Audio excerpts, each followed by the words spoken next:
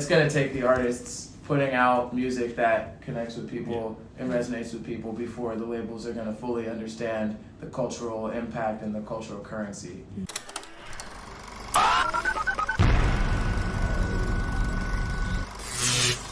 You know, you've done so many music documentaries. Why country? Why did you want to make this film now?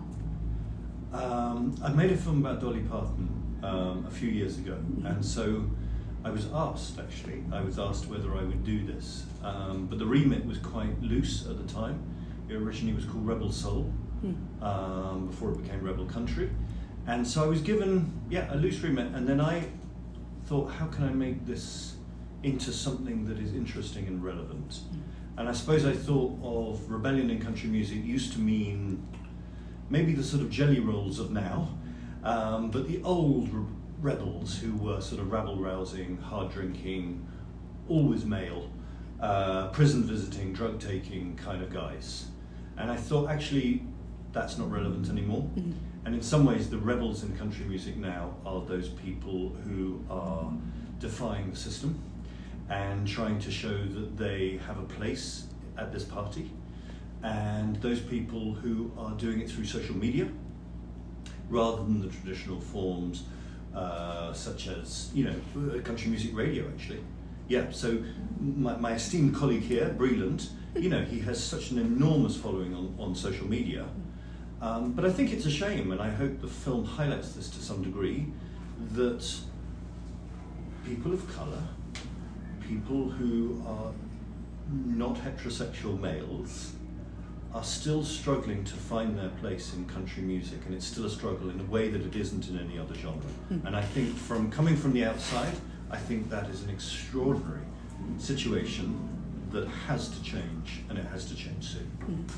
So when you were kind of starting this whole process, how did you pick who you were going to talk to? How did you reach out to Breland? Like, was there a list given to you? Were you researching? No, I just researched, and I looked at these various artists and what they were trying to do. And, how can you deny someone like Breland when the beginning of his fabulous, and in some ways atypical, I don't know whether you'd agree, but song Don't Touch My Truck, where he pushes the white guy out of the thing. And I think that says it in one small clip. It says how country music is changing, and that the gatekeepers are changing, the artists are changing, and the audiences are changing, and rightly so. So I think in that one small clip, in that video, you do everything. And actually it's at the end of the film that I put this in, but I think it's a metaphor somehow for the whole industry changing, that little one sign. So when you signed on to do this, and kind of when you started your career, did you see yourself as someone who was kind of pushing these boundaries, or were you just saying, I'm going to make music and have fun with it? Yeah, I mean, I think some of it was planned, some of it was unplanned. I came into this with a level of kind of ignorance about all of the dynamics within the genre that I think allowed me the freedom to kind of explore on that first single especially. I was living in Atlanta. I'd been working on a lot of R&B and hip-hop music at the time, and you can hear some of those influences in that debut single, but I put it out independently. I didn't have a PR strategy, a marketing plan. I didn't have management. I didn't have a label. It was really just something that I put on the internet for fun that started to kind of form a life of its own. But very early into the song being received by larger and larger groups of people, I definitely started to see why it was such an important piece of art for the time that it was released. It's a song that was controversial. Is this country? Is this not country? Debates like that. People didn't know what I looked like at the time because my social media was under a different handle at the time, and I was seeing that a lot of the people who were resonating with the songs, it was like two completely different groups of people. You had like these hip hop fans, a lot of like black dudes in southern cities that were really repping the song, but then also like a more conservative white crowd that was really enjoying the song. And I was like, this is really powerful that this song is able to reach both of these groups of people at the same time, and there isn't a lot of music that actually does that. And so I think that was the moment that I realized that there was a larger conversation that I was a part of, and doing my due diligence to make sure that I could participate in that conversation as an informed party, and making sure that I was really intentional with how I move forward. Mm-hmm.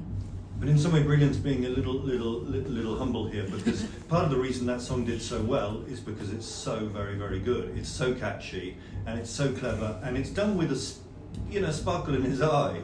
It's done with humour, and I think that's the way to get through this, is maybe with humour. And Breland exemplifies that beautifully. Yeah, definitely. I mean, even recently you had a cameo in Roadhouse, Yeah. kind of played yourself, and even in that role you can kind of see, you get something like thrown at you while you're singing, and they're like, how do you kind of deal with that sort of backlash while still being kind of proud of the work that you're putting out? Yeah, I mean, I know now that what it is that I'm doing, while it's not always actively political or even intended to be super rebellious, like the title of this film, in a lot of ways it always will be, and at least for now. And so I've never quite had anything quite like the Roadhouse film where people are actually throwing things at me. I think that's a little crazy, but it was a fun film to be a part of, because it, playing in front of crowds that might not love what I'm doing is something that I do have some experience with. I've done the national anthem at the Daytona 500, and when they announced that I was doing it, there were a bunch of people in the comments and on Twitter like, "What? This is ridiculous! Like, this is you're making a political statement by having him sing this." I was like, "Dude, I'm just gonna sing the song, And someone was online like, how do you expect him to sing this song? And I responded, and I was like, very competently, actually. And then I did it, and then everyone was like, "Oh, that was great." And I'm like, "Okay, great. Like, just let me do my job and give me a chance." And if you still don't like it after you've seen the show, then those opinions are fine. But if you're gonna have those opinions ahead of time, then that sounds like prejudice, because you are prejudging what it is that I'm doing without having actually seen how I'm going to do it. And so I have had some experiences like that in this space, and I know a lot of other artists that look like me have had similar experiences, but I think that's why it's extra important for us to be even more bold, to continue to push forward. And so even when I do have moments like that, it's almost, it energizes me sometimes, because I feel like that's part of why I'm here, and I'm capable of handling it. Yeah. Something I noticed while watching this movie was specifically, I think, the role that record labels have played. And you kind of started out independent, and that kind of gave you a jump start. But have you seen the same shift as we've seen in social media and listener behavior on the same side of like the corporate, the labels and things like that? Have they become more accepting? Have you seen, or is there still the some market work? will lead, won't it? Yeah. So as soon as the likes of Breland hit through and get an audience on their own, then the record labels will be right behind them. Mm-hmm. Right. Will the record labels lead? I don't know.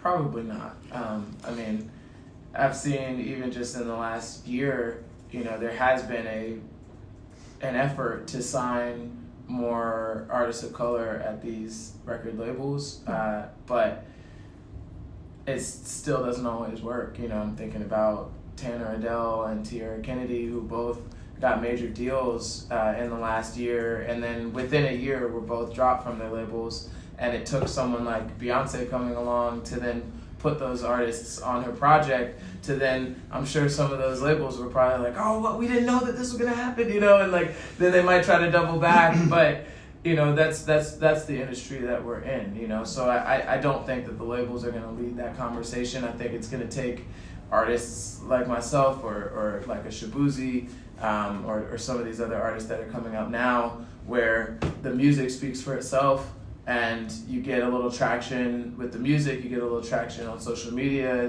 some viral videos, and then it gives the artist the opportunity to say, "Hey, maybe I don't even want to go with a label in this situation," and you might rock independent, or you at least have more options. But it's gonna take the artists putting out music that connects with people and resonates with people before the labels are gonna fully understand the cultural impact and the cultural currency.